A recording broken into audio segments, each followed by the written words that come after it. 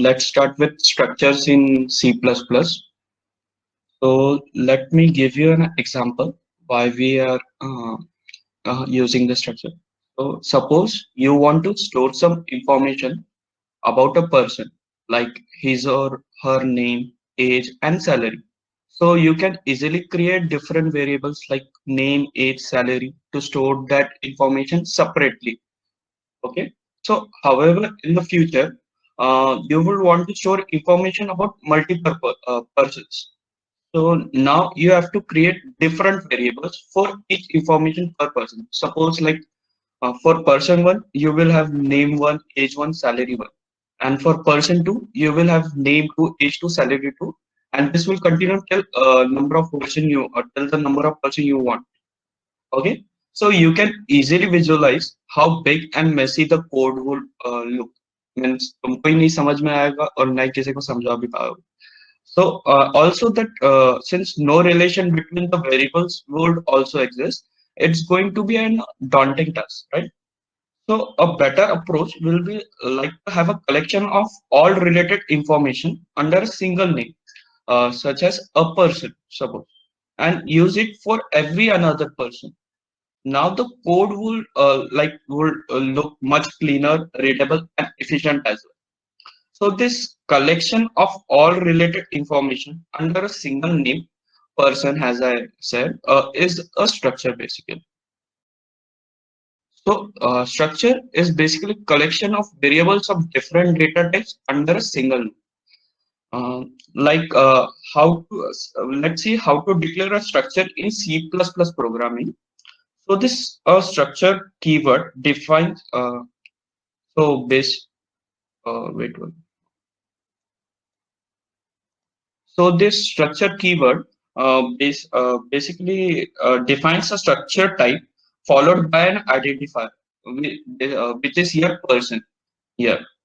So it is the name of our structure, and that inside the curly braces you can declare one or more members. Like I have declared here name, which is of character type, age, which is of int, and salary, which is of float.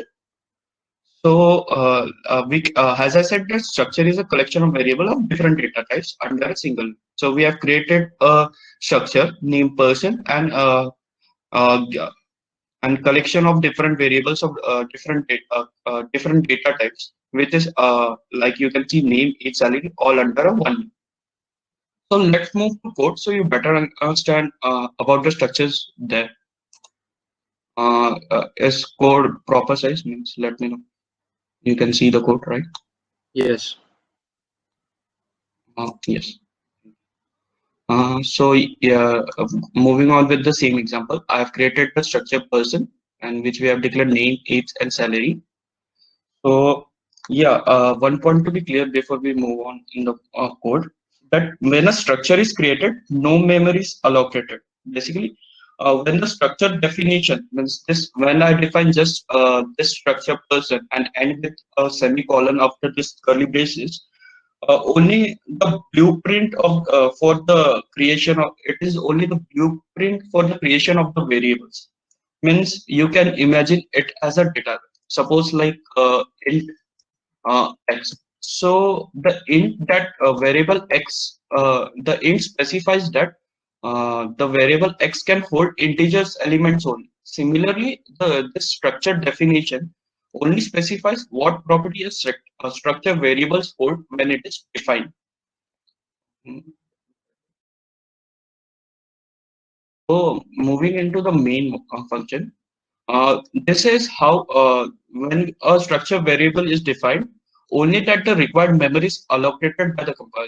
Means when I define the structure variable p1, means to our structure person, we declare this variable structure variable p1 and end it with semicolon. Only then the required memory is allocated by the compiler. So let's consider you are having either a 34-bit or a 64-bit system. So the memory of this float is 4 byte basically, and memory of int is also 4 bytes, and character is 1 byte. But we have array of 50, so it will of 50 bytes. So adding all this, we will have 58 bytes. So hence the 58 bytes of memory is allocated for the structure variable this T1 for a single person. Now in the code, it's just simply asking for entering our full name, uh, and to access the member inside this structure means we are using this dot operator. Means we are using this structure variable T1, then using this dot operator, and whichever variables are inside this structure person, to access that, we need to use this dot operator, and the name is inside this structure, so I can access it through this. Similarly, I am accessing age and salary, and then simply displaying the information whichever I have got from the user. So let's run and see what will be the output.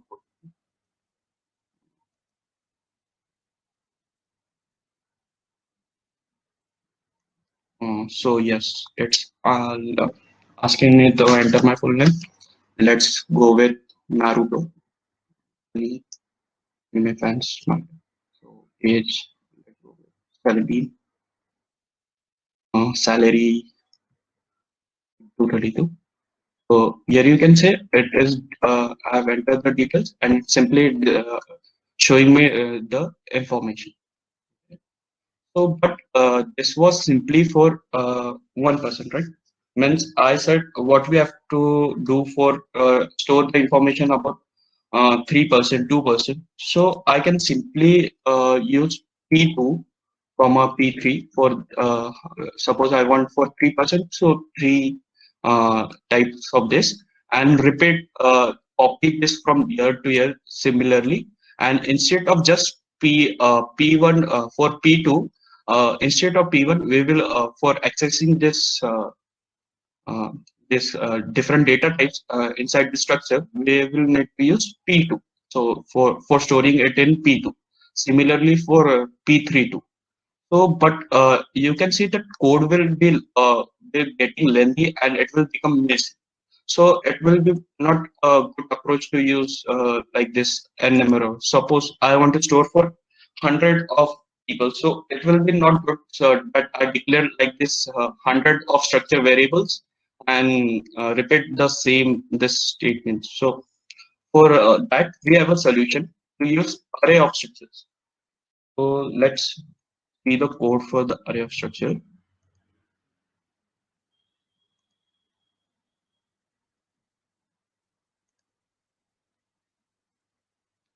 So inside this, in the first example, like we say in the structures, we store the data of only one person. So now suppose we need to store the data of 100 such person. As I said that declaring the 100 separate variables like T1 to till T100 would be a difficult task, right? I mean, it's definitely not a good option. For that, we need to create a array of structure. So let's see how to do that. Means basically here again I've declared the structure person inside the same, but instead of the character just for a change I've used string. Okay. So in the main function to create an array for like we are seeing, let's see, we are seeing the example for storing for 5%. So I've used 5 in this array. Means for this structure variable can hold for 5% now. Yeah, and int I for I have used for this for loop.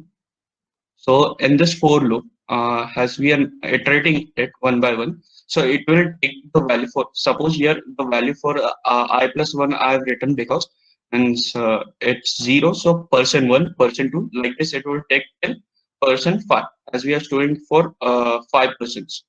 So it is taking name, age, salary, all that. Similarly, by as I said, to access the data inside the structure, we need to use dot operator. So we are using that. And like person I means for first person, it will be like it is on zero index, right? So person zero means for the first person dot name, it will go store name, age, and salary similarly like this, and store till store it will iterate till 5 times until this condition is satisfied.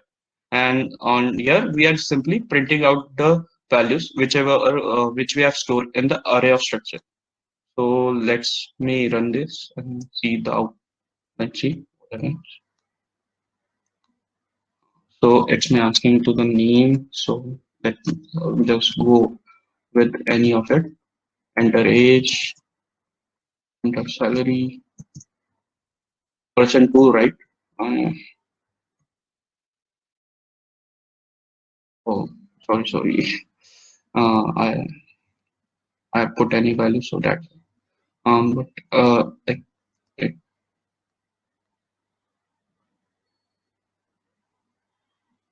so enter name. Yes, age, 18, let's go. 34. Let me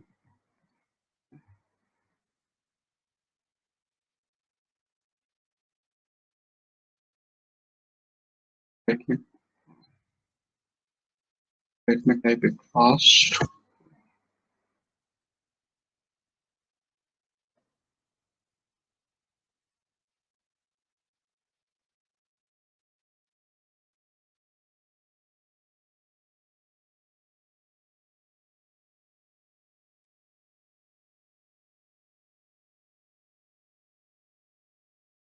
So now I've entered the data for the 5%. So here you can see it's showing me the data for the 5% which it's have stored in the data means from here. You can see that it's showing me. So this was about the array of the structures and structures in C++ simply.